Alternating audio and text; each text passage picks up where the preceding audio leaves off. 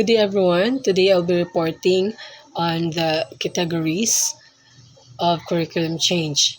These categories explain the different ways in curriculum can be modified, from small adjustments to major changes. So there are five main categories, and I'll explain each one briefly with examples. So first we have substitution.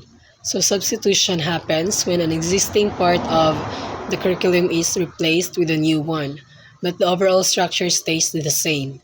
So for example, instead of using printed textbooks, so teachers may use updated online modules. The content is still similar, but the material used is different. So another is the alteration. It refers to the minor adjustments or modifications in teaching strategies or materials. So these are small changes meant to improve learning but do not change the whole curriculum. An example of this is adding group activities or using local examples during lessons to make sure that the topic is easier to understand. Third is restructuring. So restructuring involves major changes in the curriculum structure, system, or approach. So this is not just a small adjustment, but a reorganization of how the curriculum is reorganized of how or designed or delivered. So for example, changing from a traditional based curriculum to a competency based or outcome based approach. So fourth is perturbation. So perturbation refers to the temporary or experimental changes that are done to test effectiveness.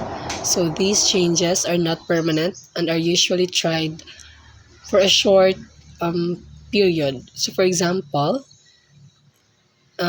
trying out a new teaching strategy for one semester to see if it improves the student's performance. And lastly, we have value orientation. So value orientation focuses on the changes in the philosophy, priorities, or goals of the curriculum. So this reflects what the education system believes is important for students to learn. So for example, shifting the curriculum's focus toward critical thinking, digital literacy, or values education.